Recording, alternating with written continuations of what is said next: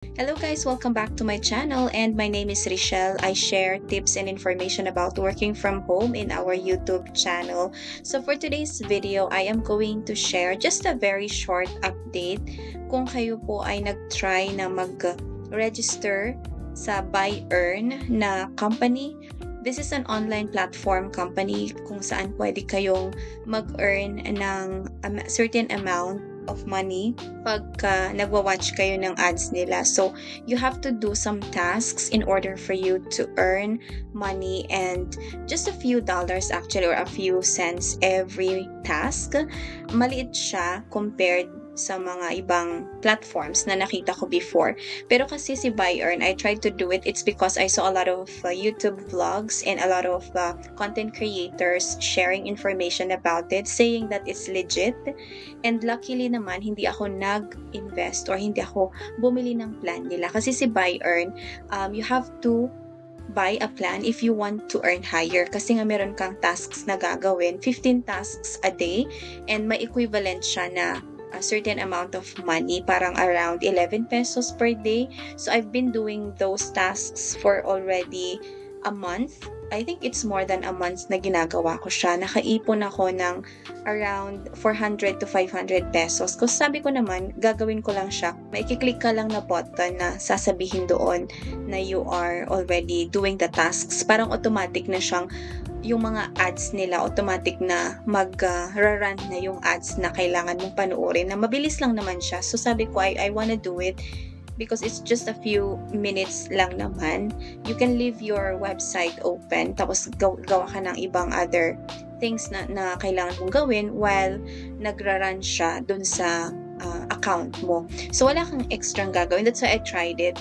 Pero, meron yung iba na nag-buy or bumili ng plans. Kasi if you will buy plans, depende sa plan na bibilhin mo. Kung mas maliit, syempre, mas maliit naman yung kita. Pero, mas malaki siya compared dun sa free account. Kasi meron silang free account. Yun yung ginagamit ko. Tapos, if you will be referring other people using your link, meron kasing referral code doon. And then if yung mga yung mga referrals mo ay nag-purchase ng plans, doon meron kang cut doon. Kaya doon kumikita yung iba kasi may mga referrals sila na bumibili ng plans. So, ang pinakamababa na nakita ko doon is 1,200 plus. Meron naman yung mas malaki para naman sa higher earnings. Pero syempre, di ba, alam naman natin na kung gusto nating mag-earn ng pera, hindi naman natin kailangang magbayad dapat. Kasi nga, we are there to earn. So, hindi na natin dapat kailangang magbayad. So, I just tried it. Sabi ko, kasi extra lang naman. Pang-load, di ba, kung maiipon mo, tapos ma-withdraw mo naman, pang-load siya. So, I tried it for a few, for a month nga, for more than a month. And then, just a few weeks ago, or a few days ago, parang nung tinatry ko nang i-access yung website nila, hindi ko na siya ma-access. So guys, ito yung logo ng company. Ito siya. This is the logo of the company, Buy-Earn, #1 advert and earning platform, sabi niya dito.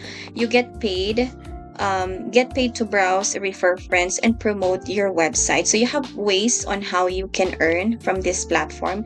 Hindi ko na kasi ma-share kasi hindi ko na ma-open yung website nila. So I'm just sharing this, guys, because I don't know who paid or who bought a plan from this one.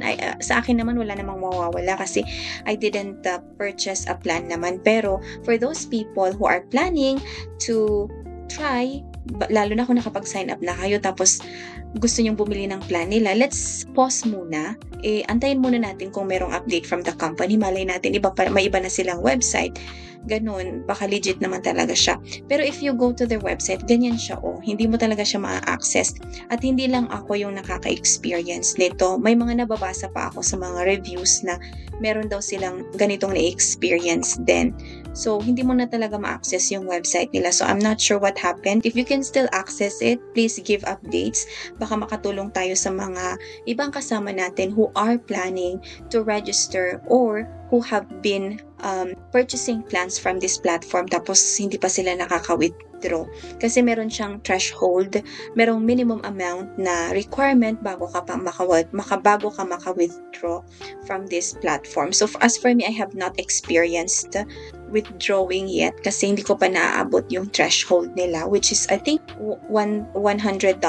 Ganun yata yung threshold nila pero hindi ko pa naaabot yun. So, I haven't experienced withdrawing or earning money from this platform yet. Meron lang na accumulate dun sa dashboard ko, pero hindi ko pa siya na-withdraw.